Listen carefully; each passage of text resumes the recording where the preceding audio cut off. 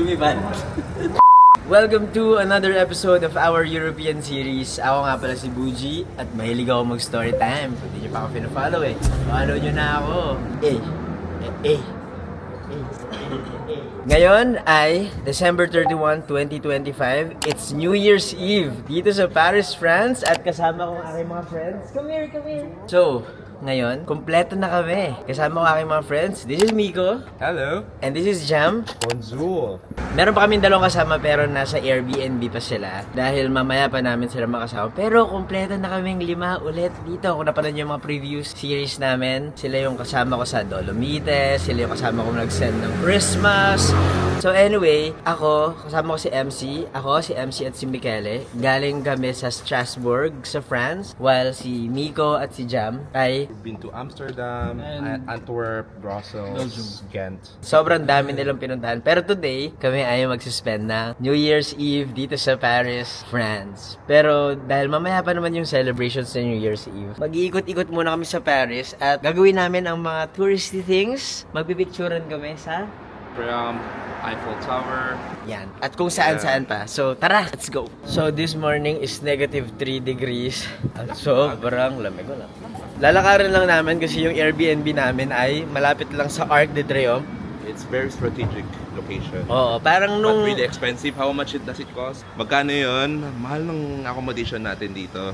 But it's really strategic Kasi pinili namin yung location para malapit lang kami dun sa fireworks display. It will be in the Arc de Triomphe. de Triomphe. Kasi iniisip namin, dun ba kami sa mas murang accommodation pero medyo malayo sa city center o dito kami sa may gitna, malapit sa Arc de Triomphe kung saan nagaganap yung parang one of the major celebrations ng New Year's Eve sa Paris. Kasi naisip namin kung dun kami sa malayo, maghihirapan kami sa public transpo. Pabalik. Yeah, after that New Year's Eve celebration. So at Yeah. least dito, walking distance na lang. Pero ito yung aming nagastos for the Airbnb. May kita nyo dito sa screen. As you all know, hindi ako nagpaplano. Kaya sobrang pasalamat kami dito kay Miko Paskogin. So sa trip namin na to, si Miko yung nagpaplano ng itinerary. Hindi ba niya plano, pero siya yung nagbibigay sa amin ng mga options for itinerary, accommodation, and options para, una, makatipid, at pangalawa, masulit namin yung trip. So ito, walking in Paris. Hindi ko na alam kung saan. Wala dyan. Nandun yung Eiffel Tower Sa Arc de Triomphe tayo. Oh, ayan, nagtatalo po siya. In traveling, hindi talaga may iwas sa mga Mga drama. ang mga konting tanungan. Yeah. Oo. So, Buti- to be a test of friendship. Buti pa naman sa travel na to, ako at si Miko, never kaming nag-away. Paki-edit. Ganda, grabe. Sa sobrang lamig, tira mo, nag-yelo na yung mga ibang dahon dito. Malapit na kami dun sa mga main tourist attractions. Tapos sabi ko sa mga friends ko na kailangan namin maging extra careful. Kasi dito sa Paris, sobrang notorious yung mga scammers and yung mga pickpockets. So, ako, ito lang yung dala ko. Wala akong dalang kahit anong bag. Pero, kailangan ko pa rin maingat kasi hindi mo alam, di ba? Malay mo sa bulsa nila kinukuha. Tapos kanina, nag-rent ako sa mga friends ko. Sabi ko yung winter, medyo nangangarag ako kasi daming bulsa, daming nangyayari, daming scarf. So, parang hindi ako makapag-focus masyado kung nasan ko nalagay yung cellphone ko, saan ko nalagay yung power bank, yung wallet, ganun. So, kailangan talaga mas alert. Kasi minsan kung may bag ka, diba? So, madami din yung bulsa. Hindi mo na alam kung saan mo nalalagay yung mga gamit mo. Here's Paris.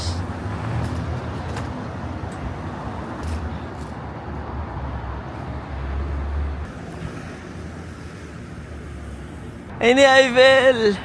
Ay no, masyadong maliwanag yung Ayan! So meron kaming nakitang spot dito na maganda sa Avenue Eylau. So kasi tinan mo, may kita mo dito yung Eiffel Tower. Tapos sabi ko sa kanila, magko-cross lang ng street. Tapos ito yung background. Tingnan natin kung maging effective yung picture. So ito yung street na magandang picture spot. Katapat lang siya ng leading siya towards Trocadero. Maganda kung doon kayo sa may bandang gitna para yung Eiffel Tower ay makikita nyo ng silhouette. Kasi kapag dito kayo malapit sa Trocadero magpicture, mahaharangan na kayo itong mga puno na to. Tara, time check, it's 11 AM. If magte-take kayo ng metro station, eto, merong stop dito, Trocadero Metro Station. Tapos, ito na siya. Ito yung isa sa mga sikat na picture-taking spot ng Eiffel Tower. Tapos may mga cafes dito. Grabe, sobrang daming tao. Haba ng pila, oh. Sobrang daming tao dito sa Trocadero ngayong New Year's Eve. So, kung gusto nyo pumunta dito ng konti lang tao, pumunta kayo dito ng sobrang aga. But at the same time, against the light to kapag morning. So, pinagdedebatihan namin kung maganda ba yung against the light na Eiffel Tower o hindi. Para sa akin, ang magical pa din yun kahit na against the light. Tapos dito ang daming mga binibenta mga souvenir items. Kung nagutom kayo, meron din ditong bilihan ng mga snacks. Para yung light is paganda.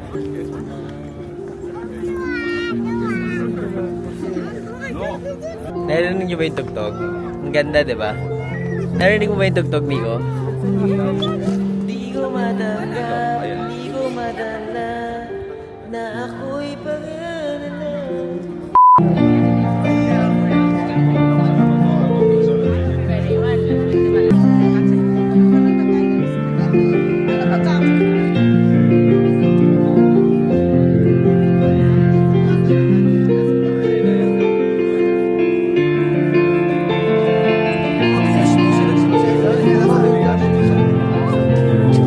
Sa may bandang gilid, mas kalmado. So, alimbawa, di ba, Trocadero. Dito yung Trocadero, yung sobrang daming tao.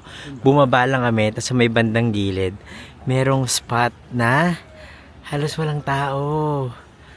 Ganda.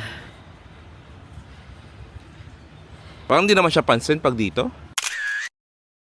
Nawala ka naman, friend. Ito yung view na yun. Sa Rue Benjamin Franklin. Tapos may entrance dito. Tapos, ayun na. Ito yung Eiffel Tower, oh. Meron pa isang sikat dito na picturean spot. Ay, ang ganda. Mas maganda dito. Ganda dito. Ano pangalan ng area na to? Avenue de Camões. Ganda, oh. Wow. Ganda, oh. Hello. Welcome to Eiffel Tower. Hey. Okay, tama na kasi. Boom, basurahan ang nasa harap ko. So, babalik tayo dito. Sunset time. Sunset time. Bakit tayo babalik dito ng sunset Golden time? hour. Mas maganda yung Tama ng ilaw. tama ng ilaw. Kasi hindi talaga nila medyo feel yung silhouette style ng Eiffel Tower. So, si Jam at si Migo, kasama ko na sila na mag-Paris last year summer. This time, wala na yung Olympics na wala na yung Olympics na logo. Another good Eiffel Tower picture spot ay ang Avenue de Camões. So yan, yun sila oh. Dami nagpipicturan kasi ito na ang background mo, Eiffel Tower. Mamaya, babalik kami dito. So ngayon, Bir Hakim. B-I-R Ano yung Bir Hakim? H-A-K-E-I-M. Sa previous vlog ko, nasabi ko na isa siyang picturesque spot. Pagnisan pala yun. Oh. Pero yun yung nasa gilid, yung sa may train station na malapit. Bababa tayo dyan, friend. Let's go. Sabi ko sa'yo eh. Pwede mag... Ito pa dito, oh. Passion. Picture spot. Avenue de Camões. Wala ako nag-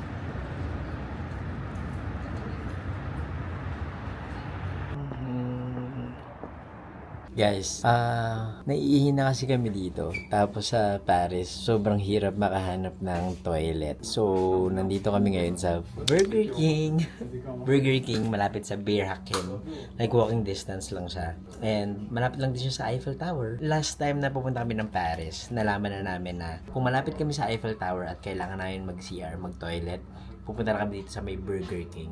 Tapos nag-decide kami na since nag-breakfast na kami sa accommodation, tipid hack to dito na kami bumili. So ang order ko ay bacon cheeseburger, total of 350 euros. So around 250 pesos. So I think busog na ako nun. And ayun, so dito kami sa may Burger King, sa may Bir Hakim. Tapos meron pa siyang USB charger, tapos may mga plug. So ang ano lang dito, hi Miko! So, yung ano lang namin dito ay, siguro downside nito ay wala lang siyang dine-in. Oo. So Miko, eto si Miko sobrang expert when it comes to tipid hacks. So Miko, magbigay ka nga ng kasi madalas siya mag-Europe talaga kasi taga London siya, di ba? So madalas talaga siya mag-EU trip. Pero at the same time, budget traveler siya. Tama It ba? depends on your preference kasi. If you would want to take pictures or photos, yun yung priority mo. So, pwede ka naman magtipid. Okay? Pero syempre, for other tourists, they would prefer to explore more about the food and stuff, yung mga experience. So, it depends talaga sa kung ano yung gusto mo, yung goal mo sa travel. So minsan si Miko, luxury traveler din siya. Pero Miko, ano sa tingin mo ang pinaka the best na tip mo? Or parang magbigay ka ng isang budget traveler tip kung magta-travel sa Europe since madalas ka naman nag-Euro trip. First of all, you need to research. Research is the key. Ouch! Hindi siya pwedeng sponty if you would want to budget yung mga expenses mo. Like yung travel mo kung saan ka pupunta from point A to point B. Dahil mas you need mura to ba? book ahead of time. Kasi mas mura kapag kapag alam mo na anong tawag dito. Like ahead of time. Ahead of time ka nagbo-book for So- accommodation and at the same time for transportation like here in Paris. Meron silang 7-day pass or weekly pass tinatawag. Pero it only starts Monday to Sunday. At Friday mo lang siya pwedeng mabili. Tama. Yeah. Para masulit mo siya.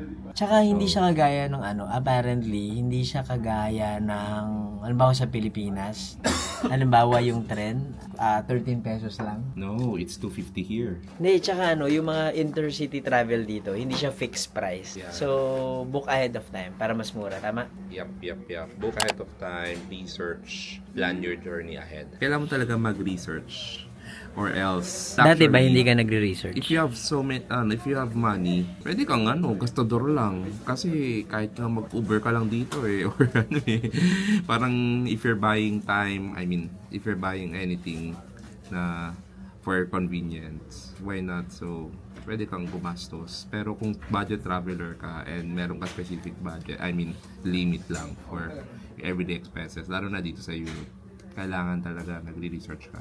At guys, hindi masama maging budget traveler. Kailangan practical, wise ka din, di ba? Isa pa to sa mga popular na travel spots. Yun yung Burj Hakim, di ba? So dito sa may medyo harapan pa, magandang picture spot for Eiffel Tower. Gagawin namin kasi ngayon, tatawid lang kami, bumaba kami sa may Seine River, tapos doon kami kakain ng burger namin. Parang a little bit of picnic in front of the Eiffel Tower. So ayan, lakad-lakad lang kami ni Eiffel Tower, di ba? So, forward lang kami doon, tapos merong babaan dyan. Doon, ayun pwede kang bumaba doon. Tapos yun, upo lang kami doon, picnic, ganyan. From that spot, nandun lang yung Burger King. Diretso ka lang ng konti, tapos tatawid ka, papunta sa Eiffel Tower. And hintay lang namin matapos yung mga sasakyan dito. Papasok na kami sa may baba ng Seine River. Again, ayun yung Bir Hakim, ito yung Eiffel Tower. Tapos dito lang kami sa may baba, simpleng buhay lang. Alam mo naman kami, simple lang yung pamumuhay namin.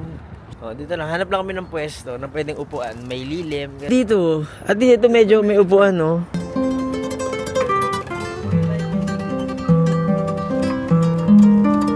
Burger King!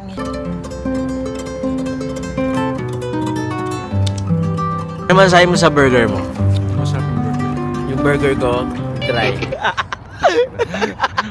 Pero, pwede na. I mean, mura eh. Ikaw. Sakto lang. Pampalabang sit muna. So, dito sa lugar na kung saan kami kumain, apparently, madaming mga nagpipictura na, mga professional photographer. So, ginaya na namin yung spot nila. So, ito, ayan. Pwede kang magpicturan dito. Okay na. Ang lamig! Lamig! Daw, OA. May mga swan na nagsiswimming. Apparently, sabi ni Elwa, kung napanood nyo yung Paris vlog ko, pwede na daw lang yan yung Seine River. May mga nagsiswimming na dito. Kasi naman ito. Itong bangka na yan. Itong boat na to na nagkukruise sa Seine. pwede nyo yang i-avail via Klook. Ayan, ayan. Kung gusto nyo na mag-Seine River Tour, last year, nag-Seine River Tour ako at for me, ang ganda niya na experience. This year, hindi ko na ginawa kasi nagawa ko na siya last year. So, ayun, kung magbubook kayo, book nyo lang via Klook at gamitin nyo yung discount code ko na Buji Baviera Klook para may discount yung inyong tour. And you can also use that pag magbubook kayo ng hotel, attractions, and other tickets. Sobrang sikat nung spot na kung saan kami nag-lunch. May mga nagpipicture dito. Tapos mga Filipino sila. Tapos parang tinanong ko, saan yun na book yung photographer? Sabi nila, sa Klook daw nila na book. Tapos sabi ko, gamitin nyo po yung Klook code ko na Buji Baviera Klook next time para may discount kayo. Lalak nakakatawa. Mga Filipinos, mga taga Quezon City daw sila. Ang ginaw talaga, grabe. Sinerte lang tayo, no? Dito lang tayo nag-lunch. Tapos, picture spot pala siya. Bye-bye po! Happy New Year! Bye-bye po! Bye-bye, ingat! Okay, nakahanap ako ng good idea. Pwede ko itong maging rocket. Photographer dito sa Paris. Okay. Sog, here. Here. To your right. To your left. Your left more. To your left, please. To your left. There you go. Okay, ready. Your left again. Sige, mahulog ka. 1, 2. Usog ka ba, friend? Kasi naharangan ka ng bangka eh. Yan, naharangan mo yung bangka. To your right. To your right pa. Eh, dumating na si Michele at si MC. So ayan, nagpipicturean din sila dito sa spot na to. Tapos after na to, we'll move on sa mga ibang places. Okay. Isa pa sa mga famous spots dito ay itong bridge na to. Pero ang dami lang dumadaan. So, dito kami ngayon sa may Beer Hakim na area. Nakapunta na ako. Ano, napakita ko ito sa inyo eh. Sabi ko nga sa inyo doon, di ba? Umulit lang ako kasi kasama ko ngayon yung mga Filipino friends ko. So, ito na. Ang Beer Hakim. May picture na sila dito. Ano, dami nagkuha ng litrato.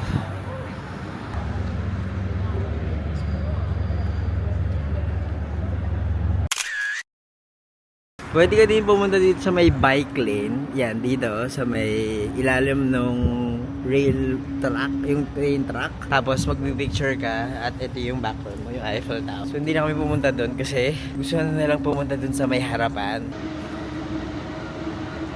Lakad-lakad lang ulit kami sa may park. Ito yung Eiffel Tower. Naisip ko, ano mas maganda? Yung Eiffel Tower ng gabi o Eiffel Tower ng umaga? Parang para sa akin, mas gusto ko yung Eiffel Tower ng gabi. Pero, mas madali na magpicturean kapag umaga, kapag may araw.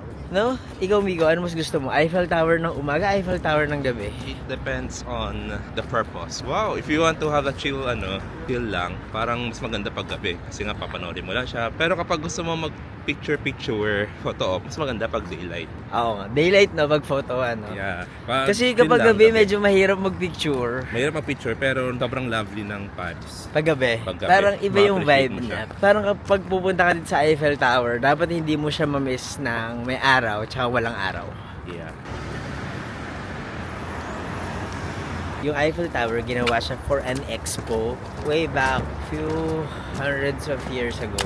1889, ginawa siya for an expo. And I remember many people ayaw nila yung Eiffel Tower during the time kasi daw parang it's such a waste of money. It's not a good investment, such a waste of taxpayers' money. Pero eventually, the investment paid off and it is now one of the most iconic buildings in the world or one of the most iconic infrastructure in the world. Nandun tayo kanina sa Trocadero. Yan, dyan tayo kanina, yung may silhouette na area, yung may nagpapiano. Tapos ngayon, nandito na tayo sa may harap ng Eiffel Tower. Another photo opportunity dito sa Eiffel Tower. Pwede kang umakyat dito sa may gitna na yan. Sa may first level yan Eiffel Tower, pwede kang umakyat dyan. Or pwede kang umakyat all the way hanggang sa pinaka-tok-tok. Pero may bayad, may ticket. Pwede kang mag-book via Klook. Yan, ang ticket dyan sa Paris Eiffel Tower. Tapos, hindi ka makakapag-selfie with Eiffel Tower. Pero, pwede kang mag-picture. Kita mo yung buong Paris. Yan. It's around this price. At makaka-discount ka pa kapag ginamitan mo ng Klook code ko na Buji Baviera Klook. Alam mo na yan, paulit-ulit na ako dyan. Lumabas na kami ngayon sa Eiffel Tower area. Kasi pupunta naman kami sa Lafayette. Ano meron sa Lafayette? Shopping center. So, pwede ba ang Lataba? Kasi Lafayette May eh. Fayette. Ha? May Fayette. May Fayette. May Fayette. Lafayette. Lafayette. Ah. Popular picture spot din sa Avenue La Bourdonnais. Ito yung isa sa famous spot. Ano? Saan ba? Avenue La Bourdonnais. Pero madaming tao. Dito na. Sobrang daming tao. So, try namin. Hello! 1, 2, 3.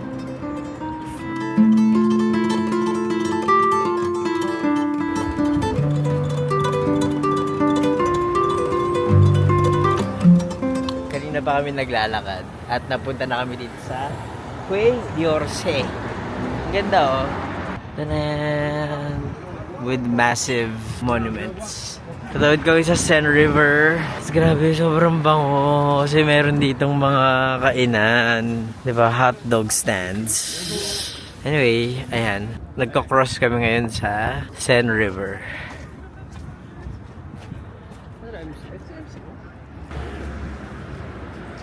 Lamig, grabe. Dito rin sa bridge na to ay nag-picturean kami kasi kita rin yung Eiffel Tower from here. Ayun o. Ito yung picture namin dito. Ang ganda. Tanan! Ito yung Petit Palace. Petit Palace. Basta small palace in English.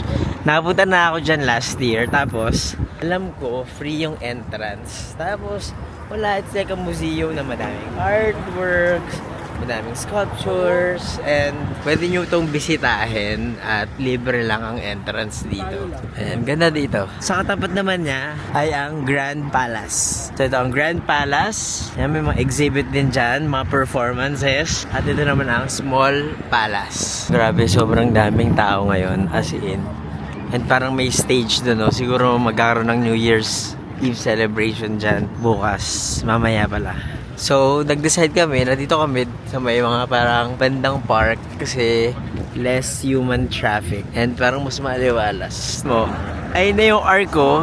Ayun na yung arc. Tapos, ito yung small palace. So, ibig sabihin yung accommodation namin, nandun lang din sa area. Malapit lang. Good job. Ganda ng accommodation namin. Malapit lang sa Ang next stop namin, Lafayette. Yung Lafayette, it's a parang siyang mall kasi naisip namin dahil New Year's Eve ngayon, baka bukas sarado siya dahil January 1. Eh gusto namin sanang bumili ng mga butter, pasalubong, gano'n. So, pupuntahan na namin siya ngayon para lang ma-take off na namin siya sa aming listahan since masaya naman na kami sa mga pictures namin sa Eiffel Tower. Nakita kami dito ng store habang papunta kaming Lafayette. It's called Charlie. Tapos, mga vintage watch. Tignan mo, ayun. Grabe. Ang mamahal doon. Oh, Steve McQueen. Sinuot ni Steve McQueen. Yun lang, wala lang. Share ko lang, namangha lang kami sa mga vintage watches. Tapos, pag-check namin ang price, boom! Ang mahal!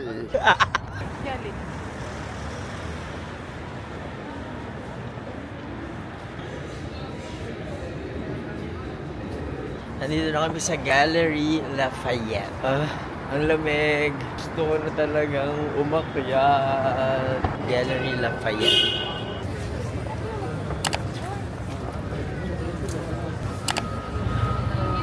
Grabe, sobrang daming tao. Wow, daming tao.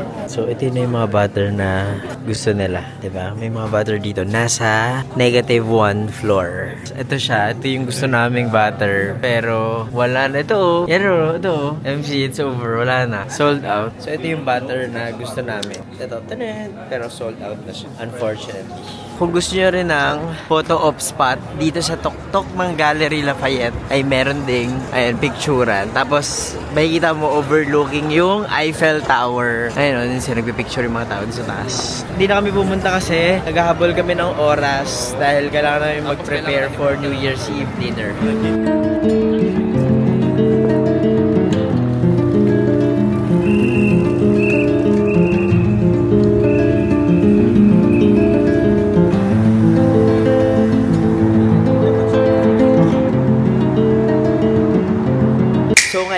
maglalakad kami papunta sa may Arc de Triomphe kasi nandun yung main attraction ng New Year's Eve dito sa Paris.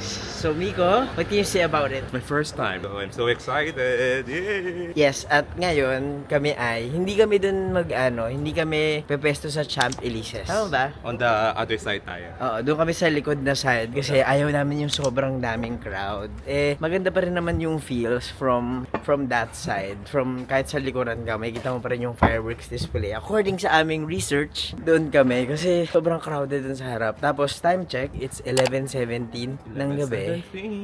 Ang ginawa namin kasi is nag-medianoche kami doon sa Airbnb. Ano yung medyo nacho natin, friend? Chicken pesto, Chicken pesto, ni Jam. right? Yes, Homemade. So, ayan. Tapos may mga pakulo kami. Tingnan mo, ayan o. Ang pangalan ng street na amin ay Avenue de la Grande. So, sa Avenue de la Grande kami pupwesto. Kanina nalakad ko na yun eh. At nakita ko na parang, maganda pa rin yung pwesto. Ayun, lakad lang kami kasi parang 10 minutes away lang dun sa aming binook na Airbnb. Sa may mga headband namin. Wow, sobrang daming tao. Lahat sila papunta dun sa Arc. Ang daming tao. Diba? Boom. Ayun yung Arc ko.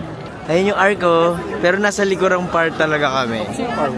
Hindi pa, mamaya pa.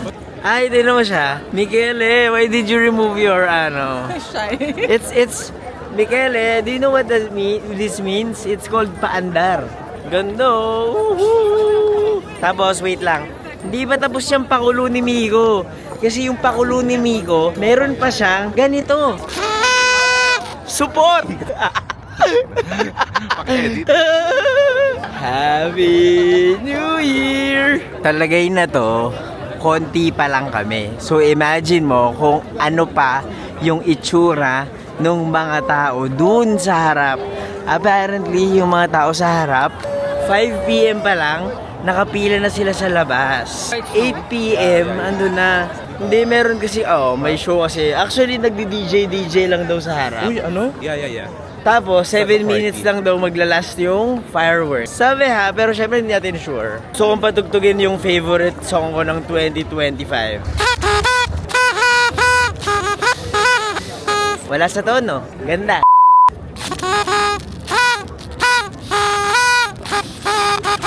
Do you know the song? I'm pretending not to listen. It's the key. Ouch. You know the song? You know the song, right? No, I don't know. It's Hindi Na Makalaya. Dude, so difficult. Back to back siya. So cutesy. That's your crown. Last 10 minutes! Nanonood kami na kasi nasa likod kami, so nanonood na lang kami sa harap ng TikTok live. TikTok live. What's happening in So, front? ito yung nangyayari sa amin sa likod. We're on the back. Ayan, ganyan lang, likod. Spectator of... Pero sana siya. Sana maganda. Pero mukha namang maganda based sa mga nakita naming videos. Actually, hindi pa siya ganun kadami. Kumpara sa nandun sa harap.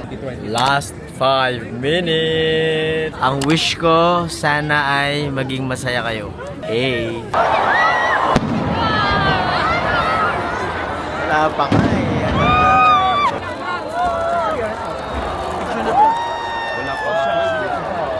Intro pa lang. Wala pa, bakit ganun? Wala pang 12. Grabe, may pa fireworks ka agad. Wala pa namang 12. Last 2 minutes. Excited ka na, boy? Happy New Year! No, 0 degrees. December 31. Last 1 minute na in a bit. Ang supot. Ayun na. Last 1 minute was 1 minute. Last 1 minute.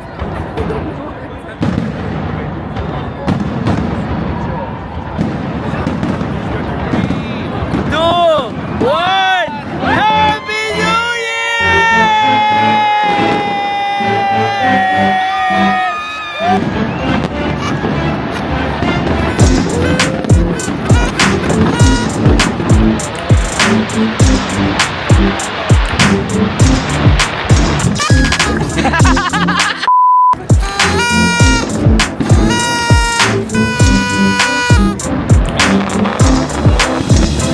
One, two, three, kiss! Kiss, yan! Woo!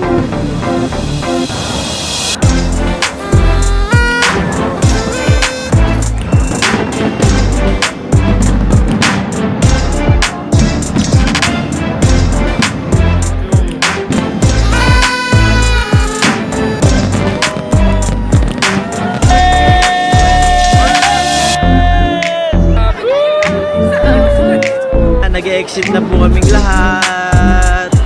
Happy New Year!